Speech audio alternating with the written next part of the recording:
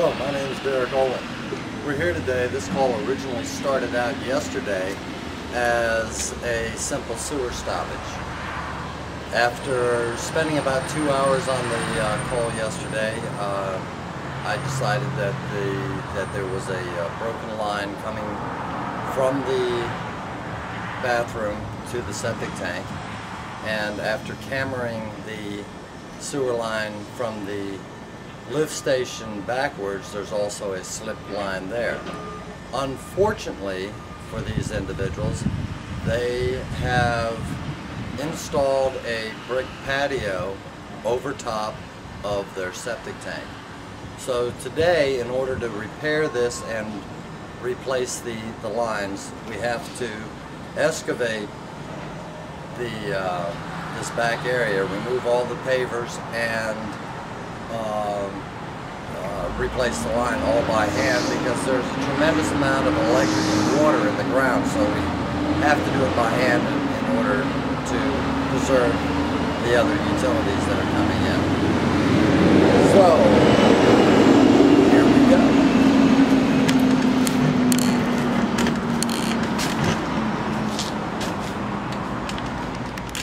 As you can see, we've removed all the pavers in this area and we've exposed the top of the tank.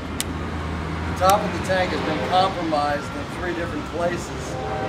This is where evidently, whoever came out in the past to clean the tank, pump the tank out, they have punched holes in the top of the tank in order to be able to gain access to it.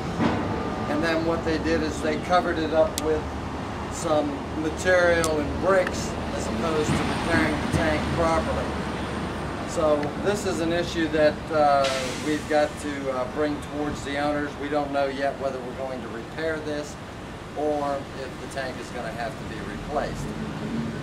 Leaving the tank, we also have the terracotta clay pipe leaving the tank, and here it turns up with a 16th bend in clay, and they've cemented a joint to the cast iron pipe coming out of the building. And we've got a 3-inch TY, or a Y with a 45 in it, that is connected to PVC. What we're about to do now is to cut the PVC and run our sewer camera up into the sewer to see how far the PVC actually goes, so that if it continues all the way to the point where we need to be, there's no sense in ripping up the rest of the pavers.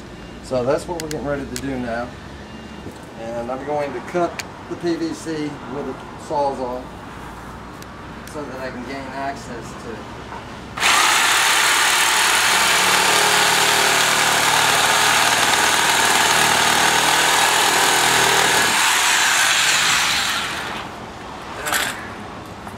We've got a no-hub band here.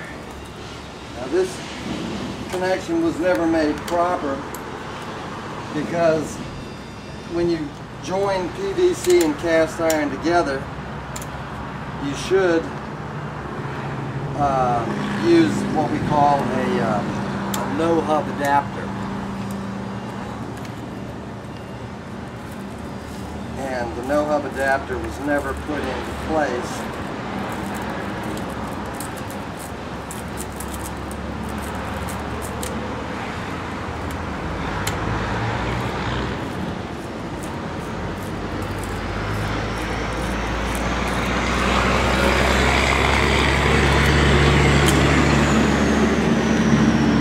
We also have a break in the sewer right here.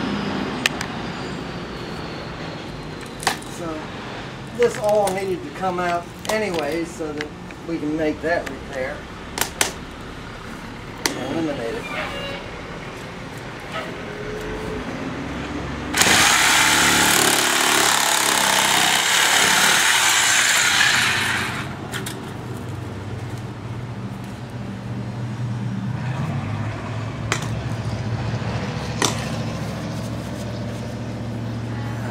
If I had the other camera, I'd be able to show you what we're looking at, but these are just goggles so that I can see what's going on.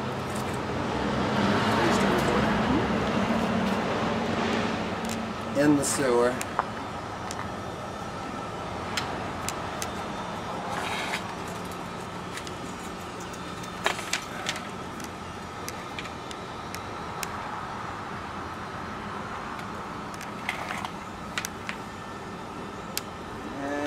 Got PVC,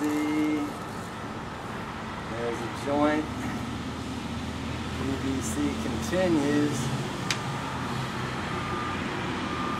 still have quite a bit of PVC, up, there's the cast iron, and there's our break. Alrighty, I have found the break where the snake was going through and not penetrating the stoppage yesterday. So we'll have to continue to remove the pavers and dig towards the bathroom. The camera did help out a lot. I mean, if it was PVC all the way, we wouldn't be going that way. But since it's seeing is believing, so we will continue. Here today we are continuing the project that we started the other day with the septic tank and septic system. And as you can see, the septic tank is perforated with holes. It's got the old terracotta pipe into it. We're going to remove the terracotta pipe, remove the cast iron, which has got age on it and has started to disintegrate. Somebody has made a repair with PVC, that's also coming out. And up here we've got a bathroom which we will convert over to PVC, and also the kitchen sink line. We're going to continue through, and underneath the pavers this morning there is a concrete slab. We have to break this concrete slab out, and into this area there's another bathroom back here, and we're going to, the cast iron in that bathroom is also disintegrating, so we're going to break the bathroom floor up and reroute that bathroom plumbing around this way so that septic tank there can accommodate this bathroom over here. So we're going to start breaking the concrete up now.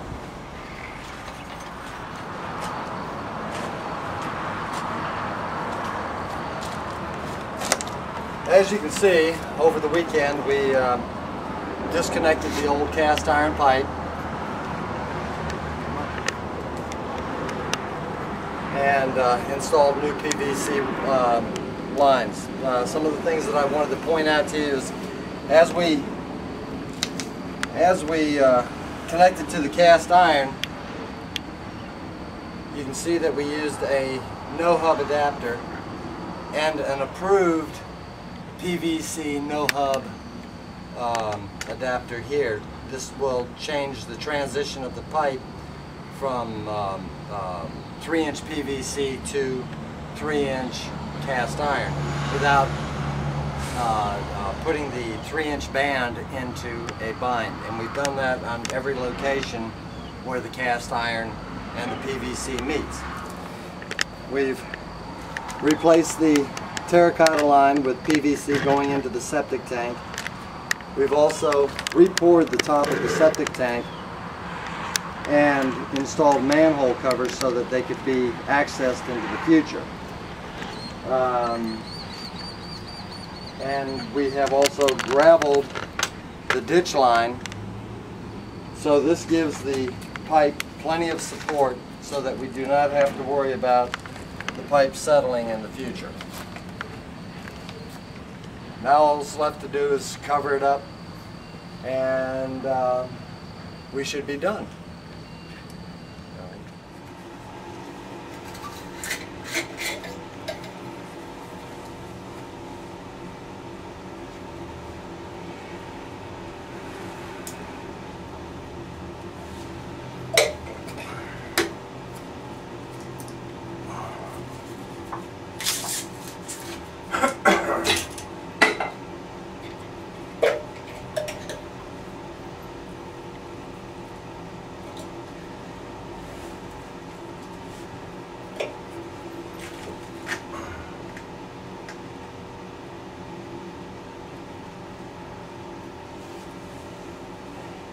As you can see here, we had to come into this bathroom and break the bathroom floor out in order to be able to gain access to the cast iron.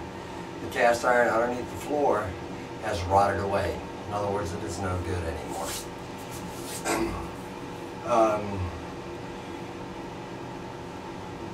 The main trunk line of it. The cast iron here, this one going to the shower and this one going to the lavatory, the iron appears to be fine, and instead of breaking out the entire bathroom floor, the owners opted to just tie into these, and we will continue our run and extend the sewer back here behind me. But the first thing I need to do is join these two pipes back together again. They're put together. This is cast iron here, and this is PVC. And as you can see, I've used an approved adapter in order to go between the two different types of materials, using a no-hub band. The shower coming down here also has the approved adapter onto it. I'm going to join these two with a Y. Now what this will do is the lavatory will vent the shower and the toilet that is going in behind me. So without further ado, I will continue putting these pipes together.